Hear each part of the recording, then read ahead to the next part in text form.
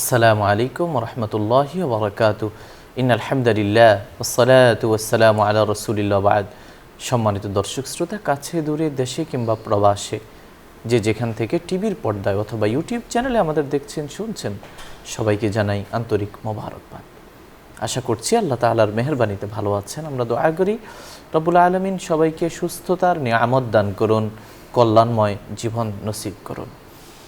আপনারা জানেন, এই অনুষ্ঠানে প্রতিদিন কোরআন সুন্নাহর আলোকে আলোকিত জীবন গড়ার নির্দেশনা দেয়া হয়। নির্দেশনা দেন দেশের প্রাজ্ঞ, বিজ্ঞ, অভিজ্ঞ ইসলামিক স্কলাররা। সেই ধারাবাহিকতায় আজও আমরা আমন্ত্রণ জানিয়েছি দেশের একজন বিশিষ্ট ইসলামী চিন্তাবিদকে। আজ আমাদের সঙ্গে যোগ দিয়েছেন ঢাকা বিশ্ববিদ্যালয়ের আরও উর্দু বিভাগের সহযোগী অধ্যাপক ডক্টর মোহাম্মদ হুসাইনুল বান্না। আসসালামু আলাইকুম রহমতুল্লাহি বারাকাতুহু। ওয়ালাইকুম আসসালাম রহমতুল্লাহি বারাকাতুহু। মুহতারাম, কেমন আছেন? জি আলহামদুলিল্লাহ ভালো আছি, আপনি ভালো আছেন? আলহামদুলিল্লাহ, জাযাকাল্লাহ। প্রিয় দর্শক শ্রোতা, আজ আমরা যে বিষয়ে আলোকপাত করতে চাই সেটি হলো ইসলাম ও বিজ্ঞান। ইসলাম আমাদের প্রাণের ধর্ম, শান্তির ধর্ম, আল্লাহ তাআলার কাছে মনোনীত, নির্বাচিত সর্বশেষ ধর্ম। বর্তমানে আমরা যে সময়টা পার করছি এটি আধুনিকতা এবং বিজ্ঞানের যুগ। কাজেই আমাদেরকে চলতে হচ্ছে ইসলাম এবং বিজ্ঞানের সঙ্গী হয়ে। কখনো কখনো মানব মনে এই প্রশ্ন উদিত হয়, ইসলামের সঙ্গে বিজ্ঞানের সম্পর্ক কেমন? শত্রুতা নাকি বন্ধুত্ব? বৈরিতা নাকি অন্তরঙ্গতা? কোনটা? এই প্রশ্নের মীমাংসা হওয়া দরকার। একজন মুমিন হিসাবে, মুসলিম হিসাবে আমরা এই বিষয়টাকে কিভাবে দেখি? জ্ঞানের জগতে জানার ক্ষেত্রে এই বিষয়টি অনুসন্ধিৎসু জ্ঞান পিপাসু মানুষের জন্য অবশ্যই চিন্তার খোরাক যোগাবে। আমরা তাই একজন বিজ্ঞ অতিথিকে আমন্ত্রণ জানিয়েছি এ বিষয়ে কথা বলবার জন্য। আসুন আমরা আমাদের সম্মানিত অতিথির কাছ থেকে এ বিষয়ে আরও বিস্তারিত জানার চেষ্টা করি। জাযাকাল্লাহ। নাহমাদুহু ওয়া নুসাল্লি আলা রাসূলিহিল কারীম, আম্মা বাদ।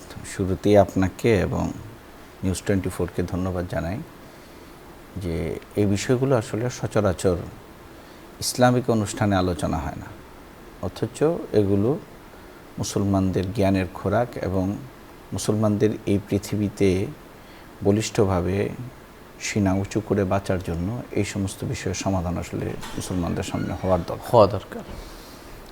যে বিজ্ঞান, আসলে বিজ্ঞান মানে কি? জ্ঞানের যে একটি বিশেষ বিষয়, মানে বিশেষ জ্ঞানে যিনি বিজ্ঞ হন তিনি আসলে বিজ্ঞানী। তো কোরআন হাদিস তো এটাকে সমর্থন করে যে বিশেষ জ্ঞানে বিজ্ঞ হওয়াকে। এবং আমরা দেখতে পাই যে কোরআনে কারীমের যে প্রথম আয়াত নাজিল হয়েছে, আল্লাহ সুবহানাহু ওয়া তাআলা প্রথম আয়াত নাজিল করলেন ইকরা বিসমি রাব্বিকাল্লাযী খালাক। কিন্তু মক্কার যে পরিবেশ ছিল, রাসূল সাল্লাল্লাহু আলাইহি ওয়াসাল্লাম যে পরিবেশে এসছেন এবং সমস্ত নবীরা পৃথিবীতে যে মেসেজটা নিয়ে এসেছিলেন সেটা হচ্ছে আইয়ুহান নাস কুলু লা ইলাহা ইল্লাল্লাহ তুফলিহুন, যে হে মানুষ তোমরা বলো যে আল্লাহ ছাড়া কোনো মাবুদ নেই, তাহলে তোমরা সফলকাম হবে। সেই হিসাবে কোরআনের প্রথম যে আয়াত সেটি নাজিল হওয়ার দরকার ছিল কুল হুয়াল্লাহু আহাদ। নবী সাল্লাল্লাহু আলাইহি ওয়াসাল্লাম এসে বলবেন যে মক্কাবাসী এবং সারা মক্কাবাসীর পরে সারা পৃথিবীর মানুষকে আমি এটা বলতে চাই যে আল্লাহ এক। কিন্তু আল্লাহ সুবহানাহু ওয়া তাআলা প্রথমে যে আয়াত নাজিল করলেন মক্কার মতো একটা জায়গায় যেখানে আনপড় সব মানুষ, উম্মি, অধিকাংশ মানুষ হচ্ছে নিরক্ষর, এই অবস্থায় আল্লাহ সুবহানাহু ওয়া তাআলা ইকরা বলতেছেন, রিড, তুমি পড়ো। ইকরা বিসমি রাব্বিকাল্লাযী খালাক, ওই আল্লাহর নামে, মানে read in the name of almighty who created you, যিনি তোমাকে সৃষ্টি করেছেন তার নামে পড়ো। বিজ্ঞান তো আসলে এই পড়াশোনার প্রতি এবং গবেষণার প্রতি উদ্বুদ্ধ করে। তো কোরআনে কারীমের প্রথম যে আয়াতটি সেটি মুসলমানদের মধ্যে দিক নির্দেশনা হচ্ছে যে মুসলমানের জ্ঞানে দীক্ষিত হতে হবে এবং জ্ঞান চর্চায় শ্রেষ্ঠত্ব অর্জন করার জন্যই মুসলমানের যেন এই পৃথিবীতে আবির্ভাব, মুসলমানের জন্য পৃথিবীতে অবস্থান। এবং রাসূল পাক সাল্লাল্লাহু আলাইহি ওয়াসাল্লামের 23 বছরের জিন্দেগিতে, নবুয়তের 40 থেকে 63 পর্যন্ত আশ্চর্য বিষয় হচ্ছে যে মক্কা মদিনায় কোনো নিরক্ষর মানুষ ছিল না। রাসূল পাক সাল্লাল্লাহু আলাইহি ওয়াসাল্লামের যে জ্ঞানের জন্য এবং শিক্ষা বিস্তারে রাসূল পাক সাল্লাল্লাহু আলাইহি ওয়াসাল্লামের এবং ইসলামের অবদানের মধ্যে এটি একটি অবদান। এবং শুধু মুসলমানরা নয়, আজকে কাফেররাও ছানা ভরা চোখে এবং বিস্ময় ভরা আপনার দৃষ্টিতে তাকে এই কথা তারা স্বীকার করতে বাধ্য হন যে একটা মানুষ যিনি আসলেন, যার মিশন ভিশন হচ্ছে আখিরাতের পরিচয় মানুষের কাছে দেওয়া, কিন্তু এনভায়রনমেন্ট এবং পরিবেশটা এইভাবে সৃষ্টি করলেন যে এরপরে প্রায় 1000 বছর মুসলমানদের মধ্যেই বড় বড় বিজ্ঞানী, বড় বড় গাণিতিক এবং বড় বড় দার্শনিক সব মুসলমানদের থেকে তৈরি হয়েছে। যে রাসূল পাক সাল্লাল্লাহু আলাইহি ওয়াসাল্লামের এই যে আগমন এবং জ্ঞান বিজ্ঞানের প্রতি মানুষকে উদ্বুদ্ধ করানোর যে বিষয়টি, এটি ইসলামের সুস্পষ্ট যে মুসলমানকে আল্লাহ সুবহানাহু ওয়া তাআলা সবচেয়ে বেশি শিক্ষিত এবং সবচেয়ে বড় বিজ্ঞানী হিসাবে আসলে পৃথিবীতে উপস্থাপন করতে চান। দ্বিতীয় কারণটা হচ্ছে মুসলমান তো এই পৃথিবীতে আসলে কিছু নিতে আসে নাই, মুসলমান এই পৃথিবীতে কিছু দিতে এসছে। মুসলমানের পরিচয় হচ্ছে এটা। রাসূল পাক সাল্লাল্লাহু আলাইহি ওয়াসাল্লাম বলেছেন, ইরহামু মান ফিল আরদি ইয়ারহামকুম মান ফিস সামা। আল্লাহ সুবহানাহু ওয়া তাআলা তোমার উপরে রহম করবে যদি যারা পৃথিবীতে আছে তাদের উপরে তুমি রহম করো। আম্মা মা ইয়ানফাউন নাস ফায়ামকুসু ফিল আরদ। মানুষের জন্য যা উপকার তাই পৃথিবীতে টিকে থাকবে। এখন আমরা দেখি যে মুসলমানরা এই পৃথিবীতে 800-900 বছর শাসন করেছেন রাসূল পাক সাল্লাল্লাহু আলাইহি ওয়াসাল্লামের পরে, এবং যদি আমরা তার উপরে যদি খিলাফাতও মাত্র 100 বছর হয়েছে, এটা গিয়েছে, তাহলে 600 খ্রিস্টাব্দ থেকে নিয়ে এই 1900 খ্রিস্টাব্দ পর্যন্ত প্রায় 1500 বছর আমরা ধরতে পারি যে মুসলমানদের এই পৃথিবীতে রাজত্ব ছিল, অবস্থান ছিল। আমরা এই বিষয়গুলো যদি পর্যালোচনা করি, আমরা দেখব যে মুসলমানদের মূল সূত্রের উপরে ভিত্তি করেই আজকে বিজ্ঞানের এই উৎকর্ষতা। কিন্তু অত্যন্ত আফসোসের বিষয় হচ্ছে যে একটা চক্রান্তের কারণে আমরা নিউটনের পরে যেতে চাই না, আমরা আইনস্টাইনের পরে যেতে চাই না। কারণ নিউটন বা আইনস্টাইনের পরেই যদি আমরা বিজ্ঞানীদের অনুসন্ধান করতে চাই, তাহলে সেইখানে ইবনে রুশদ মালিকির মতো লোক চলে আসে, সেখানে ওমর খাইয়ামের মতো লোক চলে আসে, ইবনে সিনার মতো লোক চলে আসে। সবাই ছিল মুসলমান, এবং এই 800-900 বছরের মুসলমানদের যে সারা পৃথিবীতে উন্নয়ন, এটি চোখে পড়ার মতো আপনার। তবে একটা বিষয় হচ্ছে আপনার যে আজকে তো মুসলমানদেরকে এটা বলা হয় যে নাউজুবিল্লাহি মিন যালিক, যে মুসলমানরা এই পৃথিবীতে আপনার যুদ্ধ বিগ্রহ ইত্যাদির জন্য এসছে, এই কথাটা বলা হয় খুব।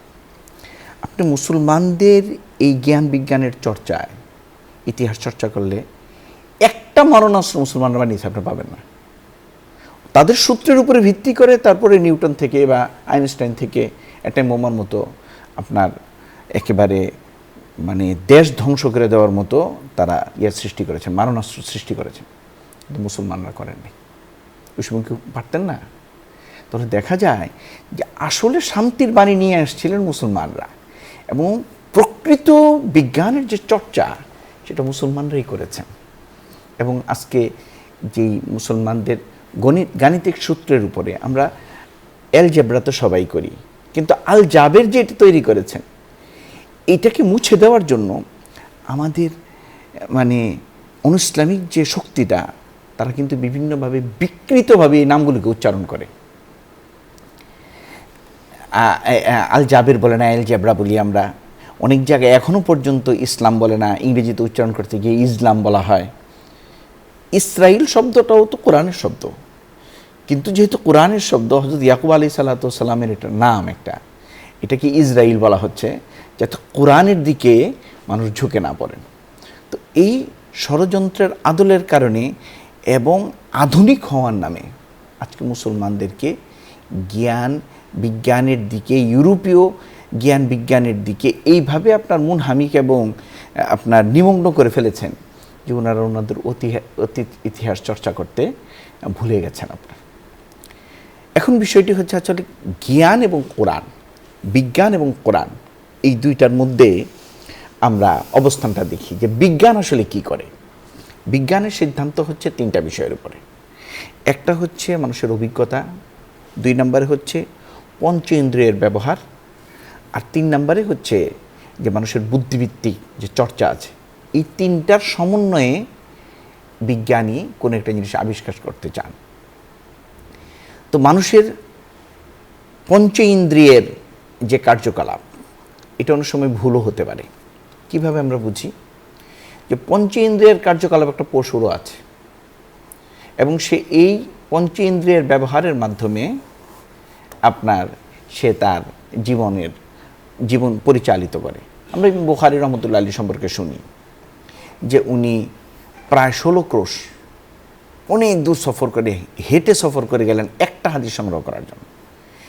মুহাদ্দিসের বাসার সামনে উনি বসে আছেন, তো ওই লোক বের হয়ে আসলেন, এসে বললেন কিসের জন্য আসছো? বলে একটা হাদিস আছে, এটা সংগ্রহ করার জন্য আসছে। বলে রাখো, আমার ঘোড়াটাকে আমি ধরে নিই। তো ঘোড়াকে ধরতে চান, ঘোড়াটাকে ধরতে পারেন না। তখন তিনি কি করেছেন, খাবার আসলে নাই এরকম একটা টুকরিতে দেখিয়েছেন যে খাবার আছে, ঘোড়াকে ডাক দিয়েছেন, ঘোড়া আসার পর ঘোড়াটাকে ধরে ফেলছেন। ইমাম বুখারী রহমতুল্লাহ আলাইহি বলেছেন যে না ভাই, যথেষ্ট, আপনার থেকে হাদিস কবুল করবো না। কেন? আপনার ঘোড়ার সাথে ধোঁকাবাজি করতে পারতেছেন, তো আমার সাথে ধোঁকাবাজি করবেন না, এর প্রমাণ কি? ওনার থেকে হাদিস নেন নাই উনি। তো এখানে ঘোড়ার অভিজ্ঞতা হইল এটা, সে তার পঞ্চ ইন্দ্রিয় দিয়ে এটা বুঝেছিল যে আমার মনিব যখন টুকরিটাকে এরকম করবে, মানে খাবার দেয়, খাবার না দিয়েও যদি আপনার ধরা হয় তাহলে দেখা যায় যে অনেক সময় ভুল হয়। ঠিক পঞ্চ ইন্দ্রিয় ব্যবহার যখন মানুষ করেন, অনেক সময় এতে ভুল হওয়ার সম্ভাবনা থাকে। 2 নম্বরে হচ্ছে, আমরা যদি অভিজ্ঞতার বিষয়ে চিন্তা করি, অভিজ্ঞতায় অনেক সময় ভুল হয়, বুদ্ধিভিত্তিক চর্চায়ও অনেক সময় ভুল হয়। কিন্তু আল্লাহ সুবহানাহু ওয়া তাআলা বিজ্ঞানের সর্বশেষ অবস্থান যেখানে, তারপর থেকে যেই ইলম, যেই জ্ঞানের শুরু, সেটা হচ্ছে ওয়াহির জ্ঞান। সেই জ্ঞানের মাধ্যমে আল্লাহ সুবহানাহু ওয়া তাআলা বুঝিয়েছেন যে বিজ্ঞান যতক্ষণ পর্যন্ত কোরআনিক সিদ্ধান্তে না পৌঁছতে পারবে, ততক্ষণ পর্যন্ত বিজ্ঞান অসফল। এবং এটা আজকাল পৃথিবীতে প্রমাণিত বিষয় যে কোরআনিক সিদ্ধান্ত পর্যন্ত যতক্ষণ পর্যন্ত না পৌঁছতে পারছে, ততক্ষণ পর্যন্ত বিজ্ঞান অসফল ছিল। আমরা যদি সক্রেটিসের কথা চিন্তা করি, হযরত ঈসা আলাইহিস সালাতু ওয়াস সালামেরও প্রায় 3500 বছর আগে উনি এই পৃথিবীতে আসছিলেন, এবং ওনাকে এক পর্যায়ে বাধ্য করা হয়েছে বিষ পান করে মৃত্যুবরণ করার জন্য। ইয়াটা কী ছিল, সূত্রটা কী ছিল, উনি কেন বিষ পান করেছিলেন? সূত্রটা ছিল, উনি বলেছিলেন যে পৃথিবী এবং সূর্য প্রত্যেকটাই নিজের অবস্থানে ঘুরতেছে, কিন্তু তখনকার বিজ্ঞানের সিদ্ধান্ত ছিল যে না, পৃথিবী ঘুরে না, পৃথিবী স্থির, সূর্য ঘুরছে। কিছুদিন পরে আবার সিদ্ধান্ত আসলো যে না, আগেরটা থুক্কু, আগেরটা ভুল ছিল, পৃথিবী ঘুরতেছে, সূর্য স্থির। অথচ কোরআনে কারীম, এবং এটা কিন্তু আজ থেকে 200 বছর আগে ওই সিদ্ধান্ত ছিল আপনার বিজ্ঞানীতে। কোরআনে কারীম সেই 1400-1500 বছর আগে সিদ্ধান্ত দিয়েছেন, কুল্লুন ফি ফালাকি ইয়াসবাহ, প্রত্যেকেই তার নিজস্ব কক্ষপথে কিন্তু ঘুরতেছে। তো বিজ্ঞান এই প্রায় 50-60 বছর আগে সিদ্ধান্ত নিল যে না, আমরা আমাদের গবেষণা থেকে এবং চাঁদে যেয়ে এবং সচক্ষে এবং গাণিতিক হিসাবে আমরা বুঝতে পারলাম যে এই প্রত্যেকটা গ্রহই আপনার নক্ষত্রকে কেন্দ্র করে, এবং নক্ষত্র নিজেও কী করতেছে, ঘুরতেছে এই গ্যালাক্সির মধ্যে। তো যেই সিদ্ধান্তটা কোরআন 1500 বছর আগে দিল, সেই সিদ্ধান্তে বিজ্ঞানের পৌঁছতে উৎকর্ষ সাধন হওয়ার পরেও তার পৌঁছতে আপনার অনেক বেশি সময় লেগেছে, এবং কোরআনের কারীমের কাছে এসে আত্মসমর্পণ করেছে। আমরা আপনার মেডিকেল সায়েন্সে দেখি, আমরা যখন ছোট ছিলাম, আপনারা তো বয়স অনেক কম, আমরা দেখেছি যে জ্বর হলে ডাক্তাররা আপনার ভাত খেতে নিষেধ করতেন, বলতেন রুটি খাবে। এখন কিন্তু ডাক্তাররা থুক্কু দিয়েছেন, বলছেন যে না। আমরা যখন ছোট ছিলাম তখন মারা বাচ্চাদের শাল দুধ খাওয়াতেন না, বলতেন যে এটা খেলে পেট খারাপ করবে, পেট নষ্ট হয়ে যাবে। কিন্তু কোরআনে কারীমের সিদ্ধান্ত হচ্ছে ইউরদি'না আওলাদাহুন্না হাওলাইনি কামিলাইন ওয়া হামলুহু ওয়া ফিসালুহু 30 শাহরা, কোরআনে কারীমের সিদ্ধান্ত। বিজ্ঞান কিন্তু থুক্কু দিয়ে কোরআনে কারীম পর্যন্তই আসলো। তো কোরআনে কারীমের যে বিষয়টা আল্লাহ সুবহানাহু ওয়া তাআলা, সেটার মধ্যে কোনো থুক্কু নেই। 1500 বছর আগে যা বলেছেন এখনও তাই। আর বিজ্ঞান বারবার থুক্কু দিয়ে শেষ পর্যন্ত যে ফয়সালায় আসে, সেই ফয়সালা যদি কোরআনে কারীম অনুযায়ী হয়, তখন আমার বুঝতে হবে বিজ্ঞান সঠিক সিদ্ধান্তে এসছে। আর যতক্ষণ পর্যন্ত কোরআনে কারীমের অনুযায়ী বিজ্ঞান আসে নাই, বিজ্ঞান আশেপাশে ঘুরতেছে, ততক্ষণ পর্যন্ত বোঝা যাবে যে কোরআনে কারীম পর্যন্ত যেহেতু বিজ্ঞান পৌঁছতে পারেনি, এখনও পর্যন্ত সঠিক সিদ্ধান্তে বিজ্ঞান আসে নাই। আমরা দেখেন যে নিউটন পর্যন্ত এই কথা বলেছেন যে পৃথিবীটা, এটার সৃষ্টি আপনার ইয়া থেকে হয়েছে, মানে হঠাৎ করেই এর সৃষ্টি হয়েছে এভাবে। এই নিউটনের সূত্রকে স্টিফেন হকিংস এসে আপনার ভুল প্রমাণিত করলেন। উনি বিগ ব্যাং থিওরি দেখালেন, উনি অঙ্ক করে এটা প্রমাণ করলেন যে না, একটা বিস্ফোরণের মাধ্যমে কোরআনে এরকম পৃথিবীর সৃষ্টি এবং অন্য গ্রহ নক্ষত্রের সৃষ্টি। সূরাতুল আম্বিয়াতে আল্লাহ সুবহানাহু ওয়া তাআলা আগেই বলেছেন যে আওয়ালাম ইয়ারাল্লাযীনা কাফারু আন্নাস সামাওয়াতি ওয়াল আরদা কানাতা রাতকান ফাফাতাকনাহুমা, যে কাফেররা কি দেখে না যে আকাশ এবং জমিন এগুলি সব একসাথে মিশে ছিল, পরে আল্লাহ সুবহানাহু ওয়া তাআলা এগুলির মধ্যে বিভাজন করেছেন, আস্তে আস্তে সৃষ্টি করেছেন এগুলো। ওয়াজআলনা মিনাল মাই কুল্লা শাইইন হাই, প্রত্যেকটা জীবিত বস্তুর মধ্যে আল্লাহ সুবহানাহু ওয়া তাআলা পানি দিয়ে দিয়েছেন। এই সিদ্ধান্তে এখনো পর্যন্ত বিজ্ঞান কিন্তু পৌঁছতে পারেনি যে প্রত্যেক জীবিত জীবন যার মধ্যে আছে তার মধ্যেই পানির অস্তিত্ব আছে, এই কথার সিদ্ধান্ত এখন আসতে পারেনি। কিন্তু প্রথমটার সিদ্ধান্তে কিছুদিন আগে স্টিফেন হকিংস এসে নিউটনের সূত্রকে ভুল প্রমাণিত করে উনি বললেন যে না, বিগ ব্যাং থিওরি থেকেই কি হয়েছে এই পৃথিবীর সৃষ্টি, যেটা কোরআনে কারীমে আমরা আগে থেকেই দেখতে পাই। এখন কোরআনে কারীম আসলে কি নির্দেশ দেয়? আল্লাহ সুবহানাহু ওয়া তাআলার মারিফাতকে নির্দেশ দেয় বিজ্ঞান চর্চার মাধ্যমে। যেই বিজ্ঞান আমাকে আল্লাহ সুবহানাহু ওয়া তাআলাকে ভুলায় দেয় সেইটা আসলে জ্ঞান নয়, সেটা অপজ্ঞান। আর যেই জ্ঞান, যেই বিজ্ঞান আমাকে আল্লাহ সুবহানাহু ওয়া তাআলা পর্যন্ত পৌঁছে দেয় সেটাই হচ্ছে প্রকৃত জ্ঞান। এবং আমি আজকে সকালে পড়তেছিলাম আপনার যে ওয়ার্ল্ডের 99.5% বিজ্ঞানী হচ্ছে আস্তিক। অন্য ধর্মের হতে পারে, কিন্তু আল্লাহ সুবহানাহু ওয়া তাআলার অস্তিত্বকে তারা স্বীকার করে যে না, এত বড় একটা জিনিস এইভাবে নিজের থেকে সৃষ্টি হয়ে গেছে, এটা হতে পারে না। এই যে সিদ্ধান্তগুলো, এগুলি থেকে আমরা দেখতে পাই কি যে আল্লাহ সুবহানাহু ওয়া তাআলা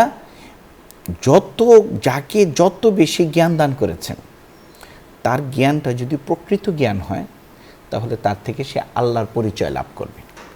এখন বিজ্ঞান কি বলে দেখেন, কোরআনে কারীম বলতেছে যে ওয়ালাকাদ যায়্যানা সামা আদ-দুনিয়া বিমাসাবিহা, আল্লাহ সুবহানাহু ওয়া তাআলা এই পৃথিবীকে সুসজ্জিত করেছেন বিভিন্ন রকমের লাইট, আলো দিয়ে। আর এই কিছুদিন আগে, 50 বছর আগে বিজ্ঞানীরা আবিষ্কার করলেন এটা, যে আমরা যে তারাগুলো দেখি এগুলি আসলে এক একটা সূর্যের মতো। প্রথম আসমানের মধ্যে এগুলো সূর্য যেমন তার চারিপাশে গ্রহ নক্ষত্র নিয়ে ঘুরতেছে, অনুরূপভাবে এরকম অসংখ্য নক্ষত্র আছে যেগুলোর আশেপাশে এরকম গ্রহ এইভাবে ঘুরতেছে। কোরআনে কারীমে হাদিসের মধ্যে রাসূল পাক সাল্লাল্লাহু আলাইহি ওয়াসাল্লাম বলেছেন যে পৃথিবীর যখন ধ্বংসের একেবারে সম্মুখীন হয়ে যাবে, মানুষের গুনাহ যখন বেড়ে যাবে, তখন একটা দিন এরকম আসবে যেই দিনটা, যে রাতটা থাকবে 1 বছরের সমান, তারপরের একটা রাত 1 মাস, তারপরে একটা রাত 1 সপ্তাহ, 3 দিন যাওয়ার পরে চতুর্থ দিন আবার কি হয়ে যাবে, সব ঠিক হয়ে যাবে। সাহাবায়ে ইকরাম জিজ্ঞেস করলেন, তখন যদি আমরা বেঁচে থাকি রাসূল, আমরা নামাজ পড়বো কীভাবে? রাসূল সাল্লাল্লাহু আলাইহি ওয়াসাল্লাম বলেছেন সময় হিসেবে, সময়ের দিক চিন্তা করে তোমরা কী করবে, নামাজ পড়বে। স্টিফেন হকিংস যে আপনার সময়ের সংক্ষিপ্ত ইতিহাস লিখেছেন, সেখানে তিনি প্রমাণ করেছেন এটা, যে এই গ্রহ নক্ষত্রগুলো যেটা আমরা সূর্যকেন্দ্রিক ঘুরতেছি, আমরা প্রতি 4 বছরে আপনার 6 ঘন্টা করে সূর্য থেকে দূরে যাচ্ছে, আমাদের পৃথিবীটাও যাচ্ছে। এই কারণে আপনার লিপ ইয়ার যে হয়, যে 28শে ফেব্রুয়ারি মাস হচ্ছে 28শে, 4 বছর পরে যেয়ে আপনার হয় হচ্ছে 29শে, কারণ 4 6 24, অর্থাৎ প্রতি বছর 6 ঘন্টা করে আপনার পৃথিবীতে থেকে যায় এবং 6 ঘন্টা করে দূরে সরতেছে পৃথিবীটা আসলে এইভাবে। তো এক সময় দেখা যাবে, উনি বলতেছেন এই কথা, যে এক সময় দেখা যাবে যে সূর্য থেকে পৃথিবীটা অনেক দূরে চলে যাবে, তখন পৃথিবীতে সূর্যের আলো আর ওইভাবে পৌঁছবে না।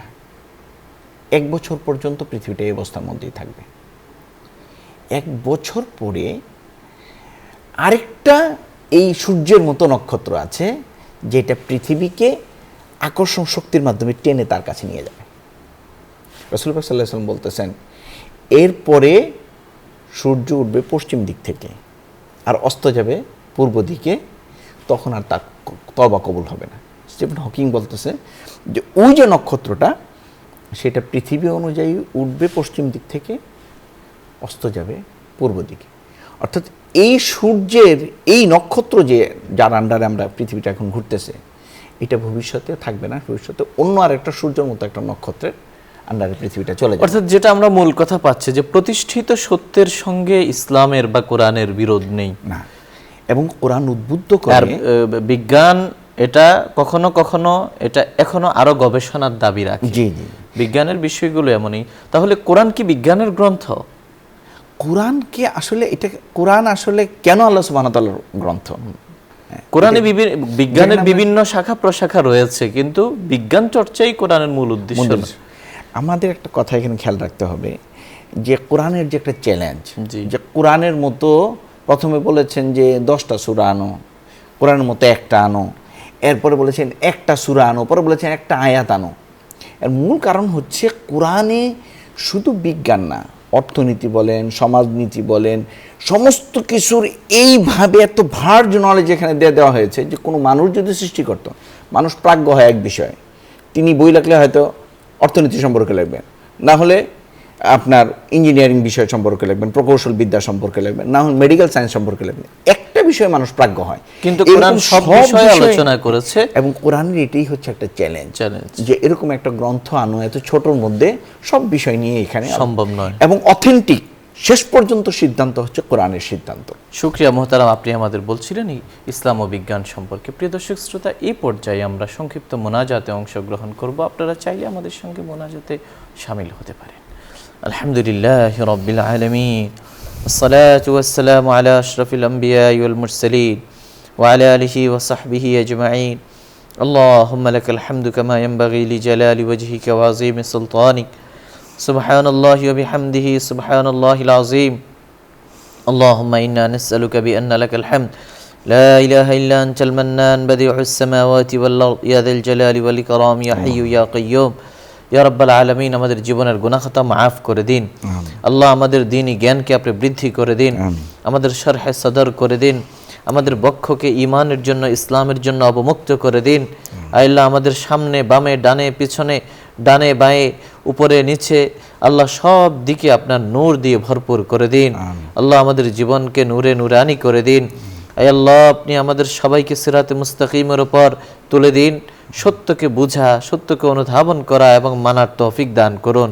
ইয়া রাব্বাল আলামিন, আমাদের জীবনকে সুখ সমৃদ্ধ করে দিন, হায়াতে বারাকা নসিব করুন, জীবনকে কল্যাণময় করুন, রহমতময়, বরকতময়, কল্যাণময়, শান্তিময় জীবন আপনি দান করুন। আমাদের দাম্পত্য জীবনকে সুখময় করে দিন, আমাদের পারিবারিক জীবনকে সুখময় করে দিন, আমাদের সামাজিক জীবনকে মর্যাদাময় করে দিন, আমাদের রাষ্ট্রকে নিরাপদ করে দিন। আল্লাহ, রাষ্ট্রের সমস্ত আল্লাহ সব ধরনের জটিলতা থেকে আপনি রাষ্ট্রকে হেফাজত করুন। প্রতিকূলতা পেরিয়ে এই দেশের জন্য আল্লাহ কল্যাণের ফয়সালা করে দিন। আল্লাহ, এই অনুষ্ঠানের জন্য যে খেদমাত হচ্ছে, এই অনুষ্ঠানের মাধ্যমে দিনের যে প্রচার হচ্ছে, এর পেছনে যারা আছেন, যারা পৃষ্ঠপোষকতা করছেন, যারা কর্মকর্তা কর্মচারী রয়েছেন, যারা শ্রম দিচ্ছেন, আল্লাহ সবাইকে আপনি কবুল করুন, সবাইকে নেক হায়াত দান করুন। ইয়া রাব্বাল আলামিন, এই দেশের মধ্যে মানুষ আল্লাহ জীবন জীবিকার মধ্যে যারা যেভাবে হালাল উপার্জনে ব্রত রয়েছেন, আল্লাহ সবাইকে রিজিকে প্রশস্ততা দান করুন, চাকরি বাকরি উন্নতি দান করুন, ব্যবসা বাণিজ্যে বারাকা নসিব করুন। ক্ষেত খামার কৃষিকাজে যারা আছেন, আল্লাহ তাদেরকে শারীরিক মানসিক স্বস্তি শক্তি দান করুন এবং রিজিকে বারাকা নসিব করুন। পর্দার অন্তরালের মা বোনদেরকে আপনি হেফাজত করুন, আল্লাহ তাদের মনের নেক আশা পূরণ করুন, তাদেরকে সব ধরনের নিরাপত্তা আপনি দান করুন, সবাইকে সুস্থতার নিয়ামত দান করুন। সুবহান রাব্বিকা রাব্বিল ইজ্জাতি আম্মা ইয়াসিফুন ওয়া সালামুন আলাল মুরসালিন আলহামদুলিল্লাহি রাব্বিল আলামিন। প্রিয় দর্শক শ্রোতা, এতক্ষণ ধরে অত্যন্ত ধৈর্য সহ আপনারা শুনছিলেন আপনাদের প্রিয় অনুষ্ঠান আলোকিত প্রতিদিন। পুরো সময় আমাদের সঙ্গে থাকার জন্য ধন্যবাদ। আমা আলাইনা ইল্লাল বালাগ। আসসালামু আলাইকুম ওয়া রাহমাতুল্লাহি ওয়া বারাকাতুহু।